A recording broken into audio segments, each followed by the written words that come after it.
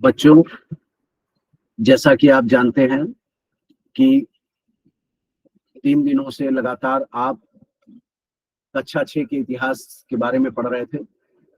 हम पुनः first chapter से लेकर के जो भी अभी तक इम्पोर्टेंट है, चूंकि कक्षा 6 का केवल एक चैप्टर आपका बचा है, दक्षिण भारत। तो हम आपको रिवीजन में ले चलते हैं और कौन कौन से इम्पोर्टेंट क्वेश्चन है पुनः आपको बताते हुए हम आगे बढ़ेंगे। पार्ट 1 से स्टार्ट करेंगे, इतिहास जानने के स्रोत। इतिहास जानने के स्रोत हमने आपको बताए थे, 2 हैं, पुरातात्विक स्रोत और साहित्यिक स्रोत।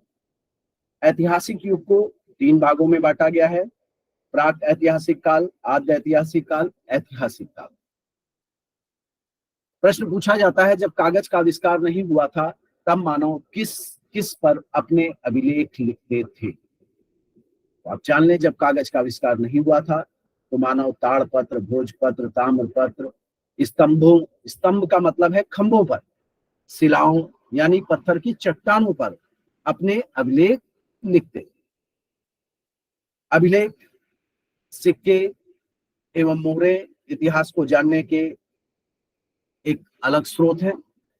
अभिलेख में भी हमें इतिहास के बारे में काफी कुछ पता चलता है, जैसे हमें अशोक के समय के अभिलेख मिलते हैं, पहलव शासक के मिलते हैं, शक शासक के मिलते हैं, बहुत सारे शासकों के अभिलेख हमको मिलते हैं, जिससे हमें उनके समय के बारे में जानकारी प्राप्त होती है।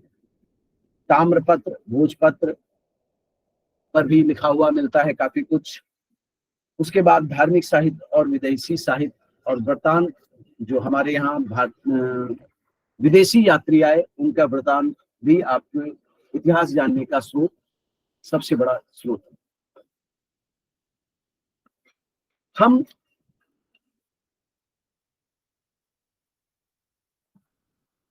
एक क्वेश्चन पूछा जाता है, सम्राट अशोक का रुम्मन देवी अभिलेख कहाँ से प्राप्त हुआ है? रुम्मन देवी अभिलेख सम्राट अशोक का नेपाल से प्राप्त हुआ है, जिसमें यह कहा गया है कि अशोक उस समय कर के रूप में उपज का 8वां भाग लेता था। ये इंपॉर्टेंट क्वेश्चन है, ये कई बार पूछा जाता है कि रुम्मन देवी अभिलेख कहाँ से प्राप्त हुआ? तो नेपाल से प्राप्त हुआ। किस अशोक के किस अभिलेख से पता चलता है कि वह कर के रूप में उपज का 8वां भाग लेता था? रुम्मन देवी अभिलेख, जो नेपाल में स्थित है। हड़प्पा सभ्यता का स्थल धौलावीरा कहाँ स्थित है? गुजरात राज्य में। धमेक स्तूप कहाँ है? सारनाथ में। धमेक स्तूप जो आपका है, किसने बनवाया था? अशोक ने बनवाया था। रामायण के रचयिता महर्षि वाल्मीकि, महाभारत, वेद व्यास, अर्थशास्त्र के रचयिता कौटिल्य हैं, जिनके 2 नाम और भी हैं, चाणक्य और विष्णुगुप्त। अर्थशास्त्र किस काल का वर्णन है? अर्थशास्त्र मौर्य साम्राज्य के बारे में पता चलता है। इसी तरीके से राजतरंगिणी का लेखक कौन है और इसमें किस राज्य का इतिहास है? तो राजतरंगिणी का लेखक कल्लड़ है और इसमें कश्मीर का 11वीं से 12वीं शताब्दी तक का इतिहास है। इंडिका का लेखक कौन है? मेगास्थनीज। ये सब हम इतिहास जानने के स्रोत के अंतर्गत अभी पढ़ रहे हैं, आगे भी पढ़ेंगे, पाठ के रूप में भी हमें इसकी जानकारी मिलेगी कहाँ कहाँ पे ये है। इंडिका का लेखक मेगास्थनीज है। मेगास्थनीज किसके शासनकाल में भारत आया? मेगास्थनीज चंद्रगुप्त मौर्य के शासनकाल में भारत आया। फायान किस देश का यात्री था? फायान चीन देश का यात्री था। किसके समय भारत आया? गुप्त काल में भारत आया। उस समय राजा कौन था? चंद्रगुप्त द्वितीय था, विक्रमादित्य था। स्तूप शब्द का अर्थ मैंने बताया था आपको कि स्तूप शब्द का शाब्दिक अर्थ है टीला या ढेर। विश्व के सबसे बड़ा महाकाव्य किसे कहा जाता है? महाभारत को कहा जाता है। भारतीय पुरातत्व विभाग का जन्मदाता किसे माना जाता है? आपने आपकी बुक में भी दिया हुआ है कि भारतीय पुरातत्व विभाग का जन्मदाता अलेक्जेंडर कनिंघम को माना जाता है। ये आपके पार्ट 1 में था। उसके बाद हम बढ़ते हैं, पार्ट 2 में आते हैं, पाषाण काल। पाषाण काल में मुख्य जो प्रश्न है 4 ही 5 हैं, लेकिन इसमें हमें ध्यान में रखना है, कोई भी प्रश्न पूछा जा सकता है। पहला जो पाषाण काल है वो 3 भागों में बटा है, पुरा पाषाण काल, मध्य पाषाण काल, नव पाषाण काल। पुरा पाषाण युगीन किस स्थल से यह पता चलता है कि मानव गुफाओं में समूह बनाकर रहता था?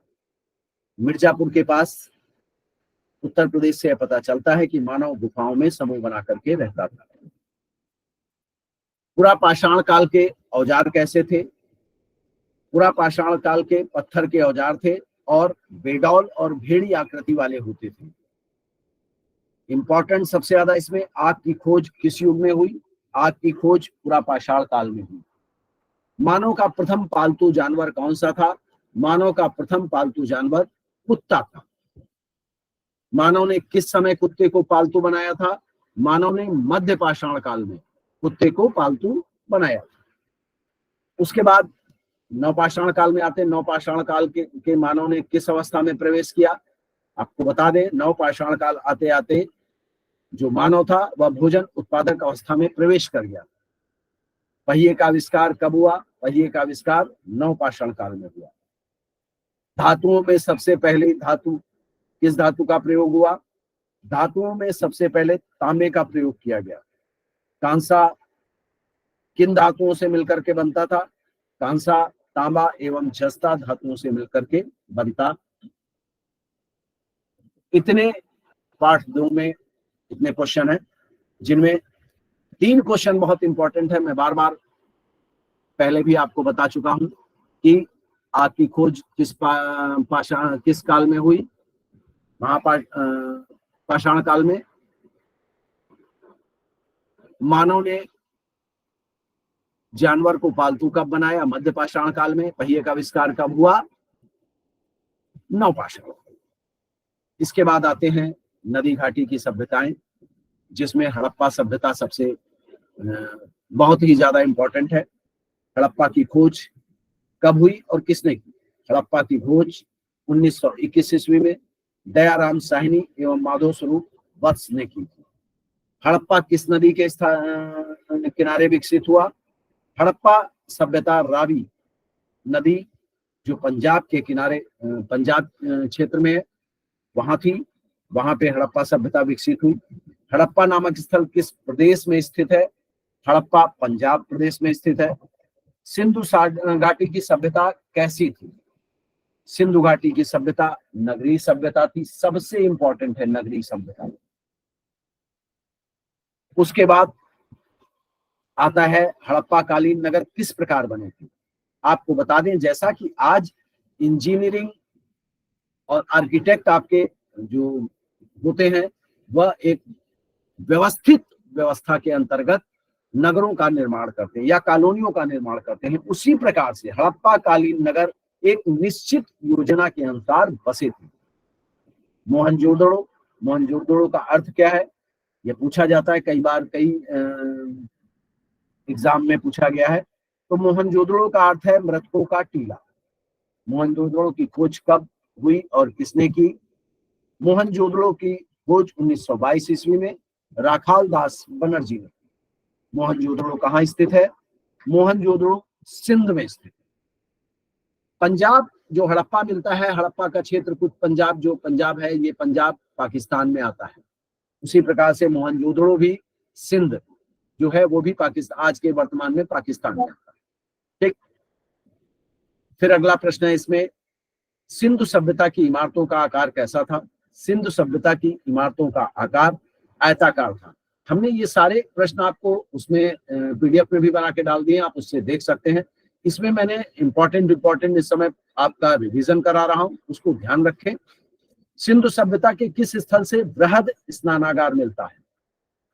मोहनजोदड़ो सिंधु सभ्यता का वह स्थल जहां बृहद स्नानागार मिलता है, वह स्थल है मोहनजोदड़ो। फिर अगला इंपॉर्टेंट है, मनका बनाने का कारखाना कहां से प्राप्त हुआ? मनका बनाने का कारखाना चनूदड़ो नामक स्थान से प्राप्त हुआ। इसके बाद फिर वही क्वेश्चन है, भारत की पहली नगरीय सभ्यता कौन थी? भारत की पहली नगरीय सभ्यता, भारत की पहली नगरीय सभ्यता हड़प्पा सभ्यता है। सर्वप्रथम कपास का उत्पादन का श्रेय किसे है? सर्वप्रथम कपास का उत्पादन का श्रेय हड़प्पा सभ्यता को है। हड़प्पा सभ्यता की लिपि किस तरह लिखी जाती थी? हड़प्पा सभ्यता दाएं से बाएं लिखी जाती थी। ध्यान रखिएगा, दाएं से बाएं, और दाएं से बाएं आपका उर्दू में भी लिखा जाता है, और बाएं से दाएं देवनागरी लिपि जो आपकी हिंदी लिपि है वह लिखी जाती है। ठीक है, आगे चलते हैं।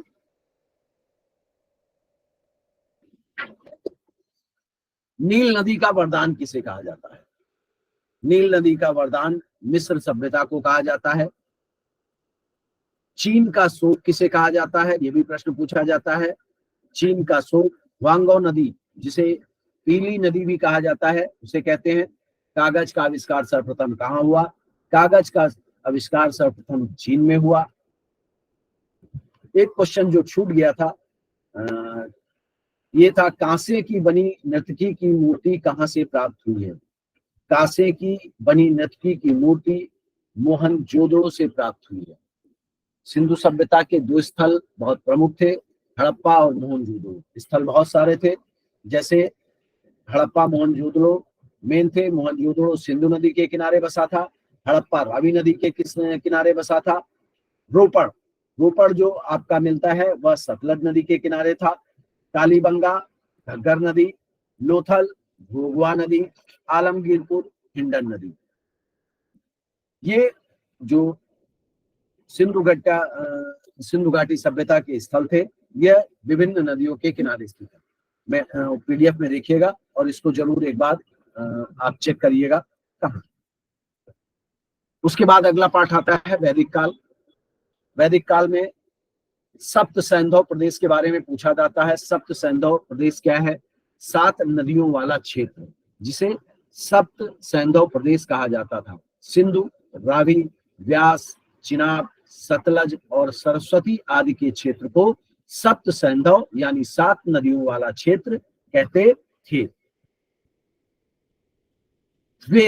वेद का अर्थ मैंने बताया था कि जानना होता है। वेद कितने थे? 4 थे। कौन कौन से थे? ऋग्वेद, यजुर्वेद, सामवेद, अथर्ववेद। सबसे प्राचीन वेद कौन सा है? ऋग्वेद। ये जान ले आप, ये पूछा जा सकता है सबसे प्राचीन वेद कौन सा है? ऋग्वेद। फिर प्रसिद्ध गायत्री मंत्र कहाँ से लिया गया है? प्रसिद्ध गायत्री मंत्र ऋग्वेद से लिया गया है।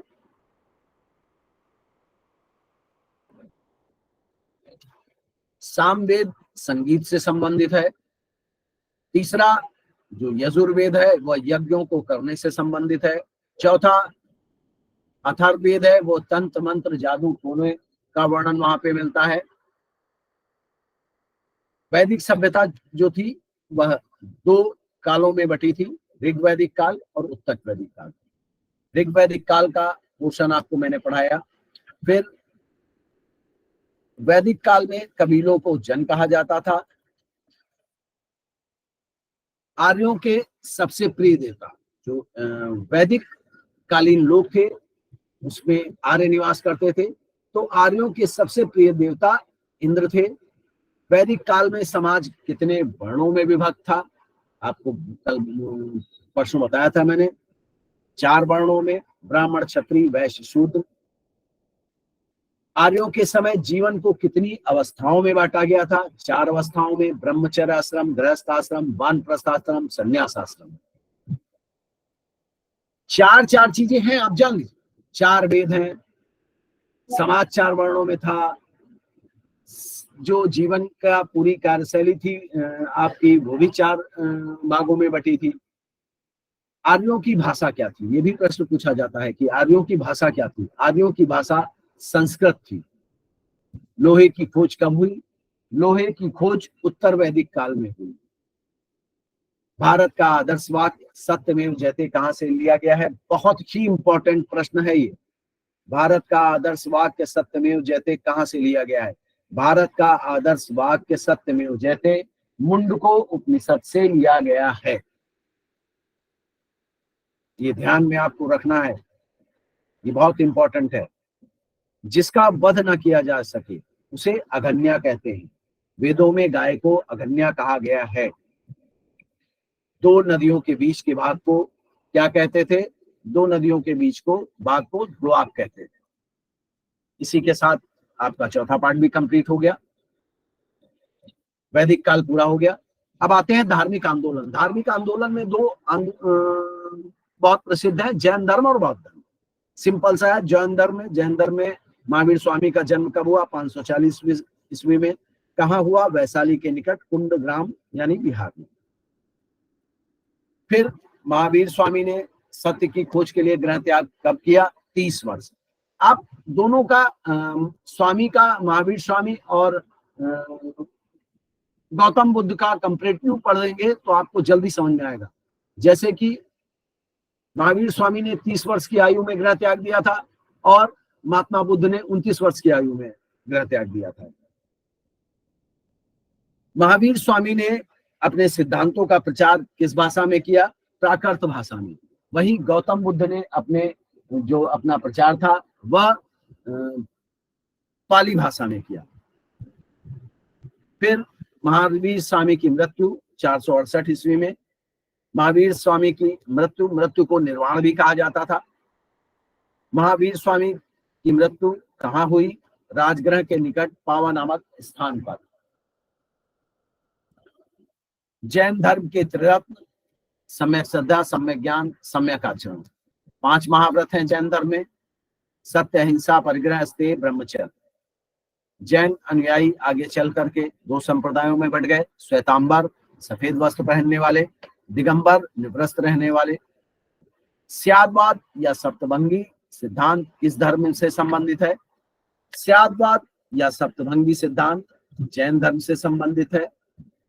जैन धर्म के बारे में इतनी ही चीजें इंपॉर्टेंट थी। उसके बाद हम आ जाते हैं बौद्ध धर्म पे। बौद्ध धर्म की स्थापना किसने की? गौतम बुद्ध। गौतम बुद्ध का जन्म कब हुआ? 563 ईसा पूर्व। गौतम बुद्ध का जन्म कहाँ हुआ? कपिलवस्तु के लुम्बिनी ग्राम में। आप जान लें, जो इस समय कपिलवस्तु का लुम्बिनी ग्राम है वह नेपाल देश में स्थित है। महात्मा बुद्ध ने गृह त्याग किस उम्र में किया? मैंने आपको बताया था, 29 साल की उम्र में। महात्मा बुद्ध की मृत्यु को बौद्ध ग्रंथों में क्या कहा गया है? महात्मा बुद्ध की मृत्यु को बौद्ध ग्रंथों में महाविनिष्क्रमण कहा गया है। महात्मा बुद्ध को ज्ञान की प्राप्ति कहाँ हुई? बोधगया। बोधगया बिहार में स्थित है। महात्मा बुद्ध ने अपना प्रथम उपदेश कहाँ दिया? महात्मा बुद्ध ने अपना प्रथम उपदेश सारनाथ में 5 ब्राह्मण सन्यासियों को दिया गया था। बौद्ध ग्रंथों में महात्मा के प्रथम उपदेश को क्या कहा जाता है? बौद्ध ग्रंथों में महात्मा बुद्ध के प्रथम उपदेश को धर्म चक्र कहा जाता है। महात्मा बुद्ध की मृत्यु कब और कहाँ हुई? महात्मा बुद्ध की मृत्यु 483 ईसा पूर्व में कुशीनारा। कुशीनारा यानी कि कुशीनगर। कुशीनारा या कुशीनगर, कुशीनगर उत्तर प्रदेश में है। महात्मा बुद्ध की मृत्यु को बौद्ध ग्रंथों में क्या कहा गया है या क्या संज्ञा दी गई है? अगर ऐसे प्रश्न पूछा जाता है तो इसका उत्तर है महात्मा बुद्ध की मृत्यु को बौद्ध ग्रंथों में महापरिनिर्वाण की संज्ञा दी गई है। बौद्ध धर्म के त्रिरत्न बुद्ध, धम्म, संघ। ये इंपॉर्टेंट है। बौद्ध धर्म के त्रिरत्न थे बुद्ध, धम्म, संघ। महात्मा बुद्ध ने अपने उपदेश किस भाषा में दिए? पाली भाषा में। आपको बताया था। महात्मा बुद्ध के निर्वाण के बाद भी बौद्ध धर्म कितने संप्रदायों में बढ़ गया? यानी कि महात्मा बुद्ध की निर्वाण का मतलब है मृत्यु के बाद 2 संप्रदायों में बढ़ गया, हीनयान और महायान। जैसे कि जैन धर्म भी 2 संप्रदायों में बढ़ गया था, जैन धर्म श्वेतांबर और दिगंबर। आपका ये पार्ट भी खत्म हो गया, जैन धर्म और बौद्ध धर्म। यहां से प्रश्न हमेशा पूछे जाते हैं, इसलिए इनको जरूर पढ़ें। उसके आगे आते हैं महाजनपद की ओर। 16 महाजनपदों का उल्लेख मैंने बताया था किस बौद्ध पुस्तक में मिलता है, तो आपका उत्तर होगा कि 16 महाजनपदों का उल्लेख बौद्ध ग्रंथ अगुत्तर निकाय में मिलता है। उसके बाद इस पाठ में 3 प्रश्न ही 4 प्रश्न बनते हैं। पहला, सिकंदर ने भारत पर आक्रमण कब किया? सिकंदर ने भारत पर आक्रमण 326 ईसा पूर्व में किया था। सिकंदर ने भारत पर आक्रमण करने के लिए, मतलब सिकंदर को भारत पर आक्रमण करने के लिए किसने आमंत्रण दिया था? राजा आम्भी ने सिकंदर को भारत पर आक्रमण करने के लिए आमंत्रित किया था। राजा आम्भी कहाँ का शासक था? तक्षशिला का। एक प्रश्न और आता है, ये पूछा भी गया है कि सिकंदर कहाँ का राजा था? सिकंदर मेसिडोनिया यानी कि यूनान का राजा था। उसके बाद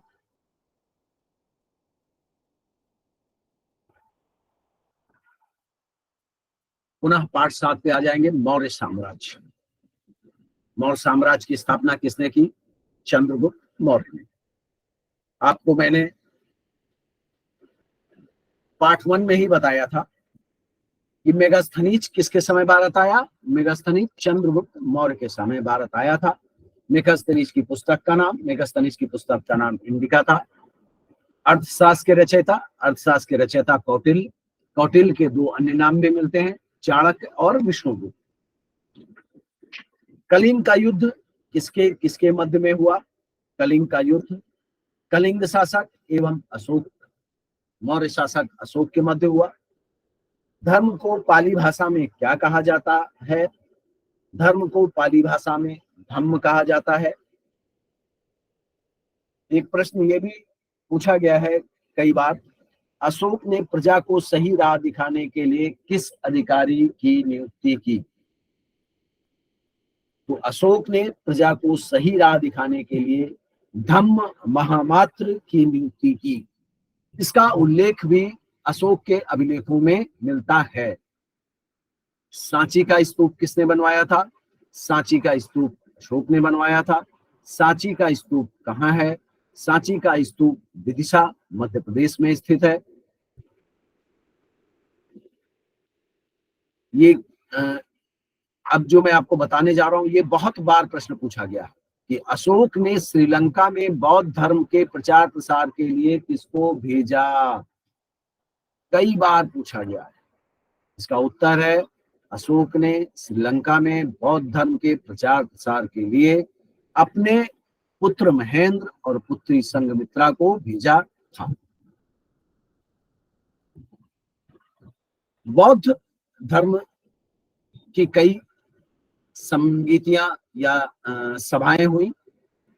प्रथम बौद्ध संगीति सभा जो हुई राजगृह में, द्वितीय बौद्ध संगति वैशाली में हुई। पहली जो हुई थी वो अजात शत्रु हर्यक वंश का शासक था उसके समय। दूसरी हुई कालासो शिशुनाग वंश के समय। तृतीय बौद्ध संगति किसके समय हुई और कहाँ हुई? ये प्रश्न पूछा जाता है। तृतीय बौद्ध संगति अशोक के समय पाटलिपुत्र में हुई थी। ये भी इंपॉर्टेंट है, इसको भी ध्यान में रखें आप लोग। बौद्ध विहार किसे कहते थे? बौद्ध भिक्षुओं के रहने के स्थान को कहते थे बौद्ध विहार। बौद्ध भिक्षुओं के रहने के स्थान को बौद्ध विहार कहा जाता था। और बौद्ध स्तूप किसे कहते थे? बौद्ध धर्म के धार्मिक स्मारक को बौद्ध स्तूप कहा जाता था। हमारा राज चिन्ह क्या है? आपको पता है हमारा राज चिन्ह, हमारे देश का जो राज चिन्ह है अशोक की लाट हमारे देश का राज्य चिन्ह है। सम्राट अशोक ने बौद्ध धर्म कम अपनाया। सम्राट अशोक ने कलिंग युद्ध के बाद बौद्ध धर्म अपनाया। प्रश्न इन्हीं में से आने हैं, लेकिन इनको बस आपको अगर 2-3 बार पढ़ेंगे बिल्कुल याद हो जाएंगे। अगले पाठ की ओर चलते हैं। मौर्योत्तर काल में भारत की स्थिति व विदेशियों से संपर्क। इसमें चैत्य क्या था? बौद्ध धर्म का प्रार्थना स्थल। देखिए आपको बौद्ध विहार क्या था? बौद्ध विहार बौद्ध भिक्षुओं के रहने के स्थान। स्तूप क्या था? बौद्ध धर्म के धार्मिक स्थान, ठीक। और चैत्य क्या था? बौद्ध धर्म के प्रार्थना स्थल। ये 3 चीज आपको दिमाग में रखनी है। बौद्ध धर्म के प्रार्थना स्थल क्या कहलाते थे? चैत्य कहलाते। कार्ले का चैत्र या गुफाएं कहाँ स्थित है? कार्ले का चैत्र या गुफाएं लोनावाला महाराष्ट्र में स्थित है। कार्ले का चैत्य का निर्माण किसने कराया? अभिलेखों के अनुसार पुष्पदंत सातवाहनों के समय इसने कार्ले के चैत्य का निर्माण कराया। एक प्रश्न यह भी है बहुत इंपॉर्टेंट, पश्चिमोत्तर भारत में सर्वप्रथम किस विदेशी राजवंश ने शासन किया? तो पश्चिमोत्तर भारत में सर्वप्रथम हिंद यूनानी राजवंश ने शासन किया। हिंद यूनानी राजवंश का सबसे विख्यात शासक कौन था? मिनांडर था।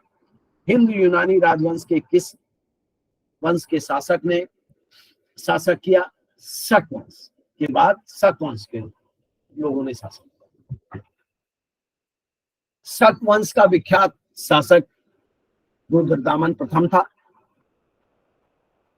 उसके बाद कुषाण वंश आता है। कुषाण वंश का सर्वाधिक विख्यात शासक कौन? अब देखिए, इधर हिंद यूनानी इंपॉर्टेंट है, फिर उसके बाद शक शासक कनिष्क इंपॉर्टेंट है। कुषाण वंश का शासक कनिष्क इंपॉर्टेंट है, क्योंकि इसने एक शक संवत चलाया था 78 ईस्वी में। कनिष्क ने शक संवत चलाया, जो भारत सरकार द्वारा भी इस संवत का प्रयोग यानी कि शक संवत का प्रयोग किया जाता है। कनिष्क ने किस धर्म को अपनाया? कनिष्क ने भी बौद्ध धर्म को अपनाया था। और आपको बताया था कि 4 सभाएं हुई बौद्ध धर्म की, पहली, दूसरी, तीसरी, चौथी। पहली अजातशत्रु के समय, हर्यक वंश के शासक। दूसरी कालाशोक शिशुनाग वंश के समय। तीसरी बौद्ध समिति आपकी अशोक के समय पाटलिपुत्र में। और चौथी कुषाण वंश के शासक कनिष्क के समय कश्मीर के कुंडल वन में थी। यह प्रश्न पूछा जाता है, कनिष्क ने बौद्ध धर्म के किस संप्रदाय को संरक्षण प्रदान किया? तो कनिष्क ने बौद्ध धर्म के महायान संप्रदाय को संरक्षण प्रदान किया। एक प्रश्न और आता है इंपॉर्टेंट इसमें कि सर्वप्रथम भारत में सोने का सिक्का किस शासक ने जारी किया था? कुषाण वंश का शासक था सोने का सिक्का जारी करने वाला विम कैडफिशस।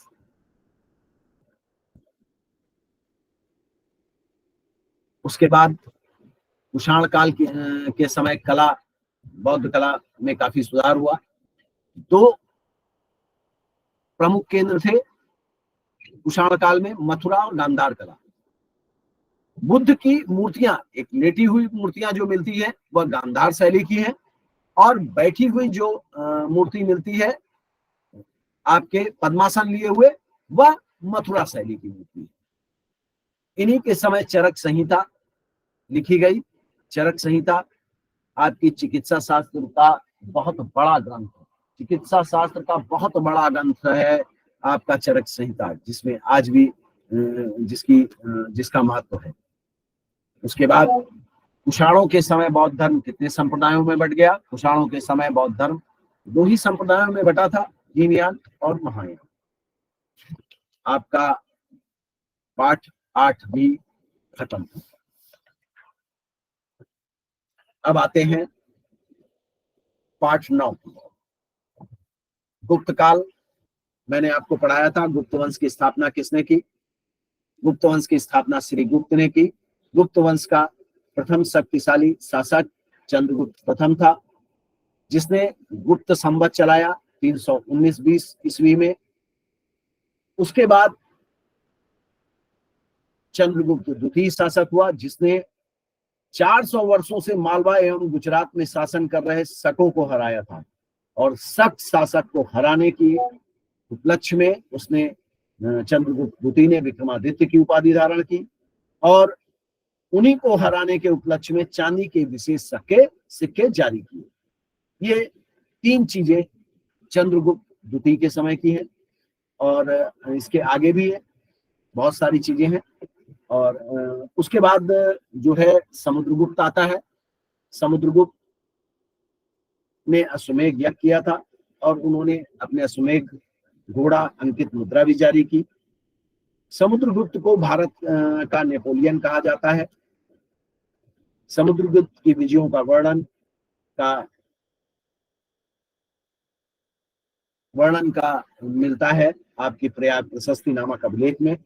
प्रयाग प्रशस्ति अभिलेख इलाहाबाद में स्थित है, और यह जो प्रयाग प्रशस्ति है वह अशोक के स्तंभ पर लिखी है। सोच लीजिए, अशोक मौर्य सम्राट के समय जो स्तंभ था उस पर ये प्रशस्ति लिखी गई है समुद्रगुप्त की। हूणों को, गुप्तों में एक और इंपॉर्टेंट है कि हूणों को किस गुप्त शासक ने पराजित किया? स्कंदगुप्त ने। सुदर्शन झील का जीर्णोद्धार भी स्कंदगुप्त ने कराया। गुप्त काल में कौन सा शासक वीणा बजाता था? तो समुद्रगुप्त वीणा बजाता था। गुप्त शासक किस धर्म के अनुयायी थे? गुप्त शासक वैष्णव धर्म के अनुयायी थे। गुप्त शासकों का राजकीय चिन्ह क्या था? गरुड़ था। गुप्तकालीन मंदिर का सर्वोत्तम उदाहरण देवगढ़ का दशावतार मंदिर है। अजंता की प्रसिद्ध गुफा औरंगाबाद के महाराष्ट्र में स्थित है। अजंता की गुफाओं में किन घटनाओं का चित्रांकन है?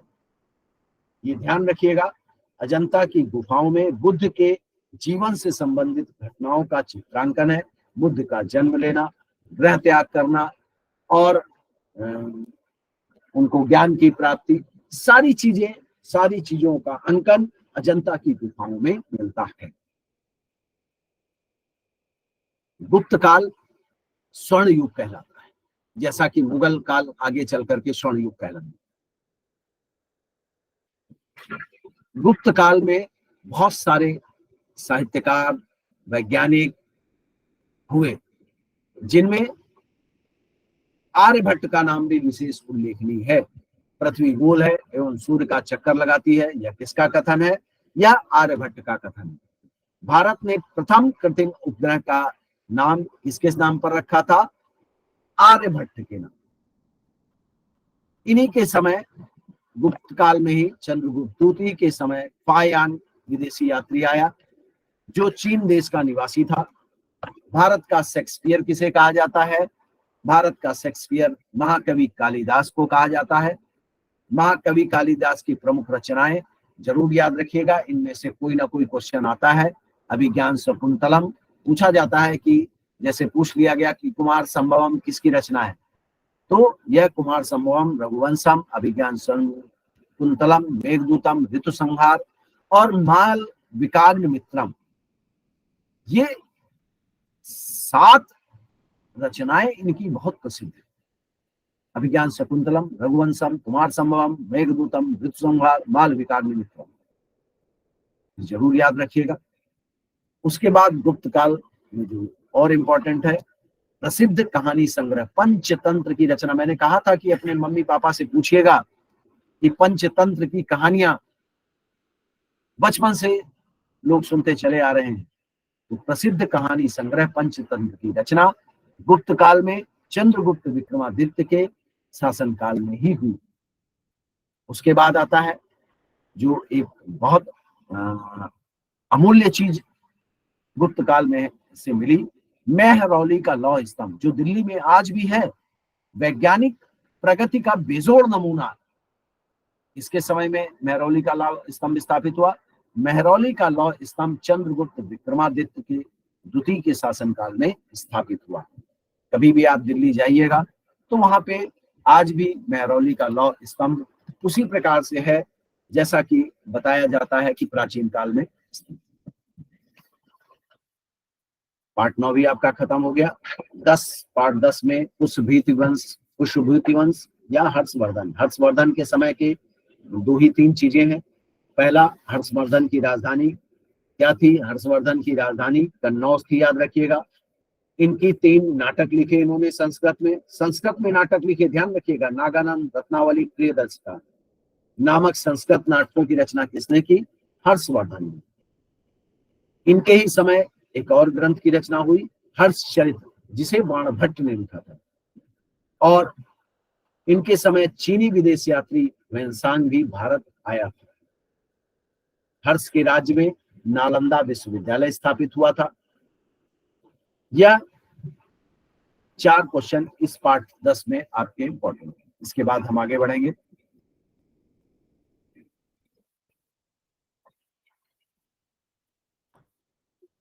राजपूत काल 7वीं से 11वीं शताब्दी तक बहुत सारे हैं, लेकिन बहुत चीजें इनमें नहीं पढ़नी है। सिंपल हम चीजें जो मेन हमारे परीक्षा में पूछी जा सकती हैं उन पर ध्यान दे ज्यादा। तो सुप्रसिद्ध विक्रमशिला विश्वविद्यालय स्थापना, जैसे नालंदा विश्वविद्यालय की स्थापना हर्ष के समय, विक्रमशिला विश्वविद्यालय की स्थापना धर्मपाल के समय हुई। नालंदा विश्वविद्यालय बहुत प्राचीन काल का था, मौर्य के समय स्थापित हुआ था, और ये चूंकि हर्ष के राज्य में स्थित था नालंदा विश्वविद्यालय, इसलिए उनका नाम आता है वहां पर। जो विक्रमशिला विश्वविद्यालय की स्थापना वो पाल शासक धर्मपाल ने की थी। विश्व प्रसिद्ध खजुराहो के मंदिरों का निर्माण किसने कराया? ये इंपॉर्टेंट क्वेश्चन है, पूछा जाता है। विश्व प्रसिद्ध खजुराहो के मंदिरों का निर्माण चंदेल शासकों ने कराया था। कोणार्क का सूर्य मंदिर किसने बनवाया? कोणार्क का सूर्य मंदिर गंग वंश के शासकों ने बनवाया था, जिसमें आपका नाम भी मिलता है गंग शासक नरसिंह प्रथम। कोणार्क का सूर्य मंदिर किसने बनवाया? कोणार्क का सूर्य मंदिर गंग शासक नरसिंह प्रथम ने बनवाया था। बहुत इंपॉर्टेंट है। फिर आता है गीत गोविंद महाकाव्य की रचयिता। गीत गोविंद महाकाव्य की रचयिता जयदेव ने की है। राजतरंगिणी आपको पता है कश्मीर का इतिहास है, उसका लेखक कल्लड़ है। वीर गाथा काव्य में हिंदी में पृथ्वीराज रासो की रचना किसने की? पृथ्वीराज रासो बहुत इंपॉर्टेंट है। वीर गाथा काव्य हिंदी में पृथ्वीराज रासो की रचना चंद बरदाई ने की। आपका यह जो अभी तक मैंने पढ़ाया उसका हो गया रिवीजन, और अंतिम पाठ आपका आता है दक्षिण भारत। इसमें जो बहुत इंपॉर्टेंट है वो एक ही दो चीजें हैं, लेकिन फिर भी मैं इसके बारे में विस्तार से पूरा बताऊंगा जैसे पहले बताया था। दक्षिण भारत 6ठी शताब्दी से 11वीं शताब्दी, शताब्दी मैंने आपको बताया था। 6ठी शताब्दी का मतलब हो गया 501 से लेकर के 600 ईस्वी तक, और 11वीं शताब्दी का मतलब हो गया 1001 से लेकर के 1100 ईस्वी तक। संगम साहित्य में से दक्षिण के किन राज्यों का उल्लेख मिलता है? संगम साहित्य दक्षिण के राज्यों का उल्लेख करती है, उसमें आपका दक्षिण के चेर, चोल व पांड्य राज्यों का मुख्य रूप से उल्लेख मिलता है। संगम साहित्य में चेर राज्य, चोल व पांड्य राज्यों का उल्लेख मिलता है। उसके साथ साथ और भी वंश थे, जैसे कि राष्ट्रकूट वंश। राष्ट्रकूट वंश की स्थापना दंतिदुर्ग ने की, और राष्ट्रकूटों की राजधानी मान्यखेड़ थी। उसके बाद वातापी के चालुक्य वंश आए, उनका संस्थापक था पुलकेशिन प्रथम। वातापी के चालुक्य की राजधानी वातापी ही थी। उसके बाद आता है पल्लव वंश। पल्लव वंश की स्थापना कांची में सिंह विष्णु ने की, जो तमिलनाडु में स्थित है। उसके बाद आता है चोल। चोल वंश की स्थापना विजयालय चोल ने की, और इनकी राजधानी तंजौर थी। एक इसमें इंपॉर्टेंट क्वेश्चन जो ये है, चोलों के ही समय काफी इंपॉर्टेंट है, और चोलों के समय पूछा भी जाता है चोलों के बारे में कभी कभी। बाकी एग्जाम्स में तो परीक्षाओं में काफी पूछा जाता है, इसमें भी एक आध बार पूछा गया है, तो इसको हमें चोल वंश पढ़ना बहुत जरूरी है। किस चोल शासक ने संपूर्ण श्रीलंका को जीत लिया था?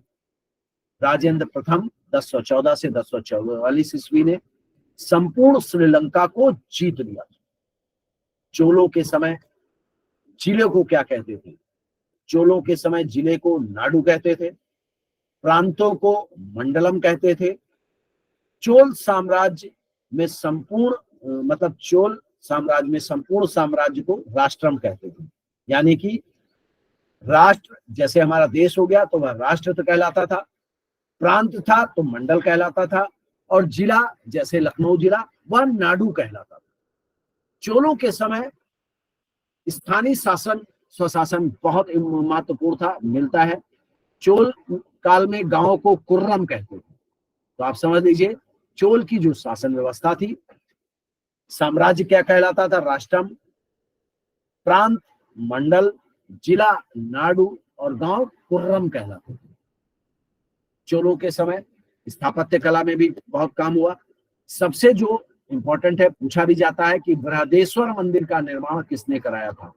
बृहदेश्वर मंदिर का निर्माण चोल राजाओं राजराज प्रथम ने कराया था। ये बहुत इंपॉर्टेंट है। उसके बाद एलोरा का प्रसिद्ध कैलाश मंदिर किसने बनवाया, ये भी इंपॉर्टेंट है।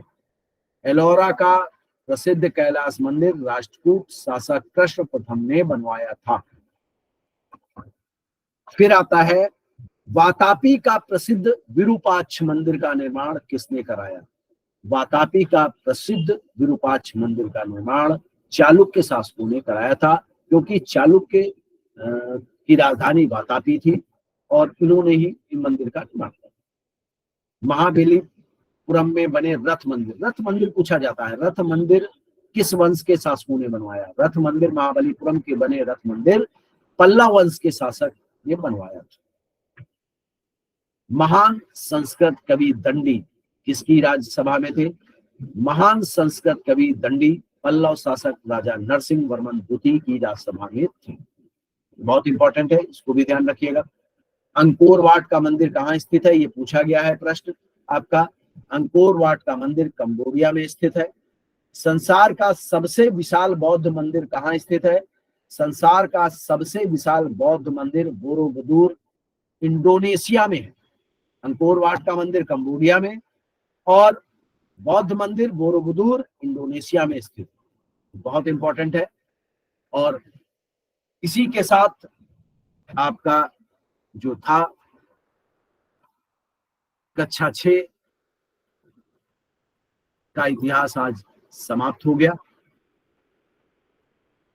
अगर आप लोगों को कुछ पूछना है, कोई जानकारी चाहिए, पीडीएफ इसकी डाल दी जाएगी। क्वेश्चन बैंक भी मैं डाल दूंगा। जय जी।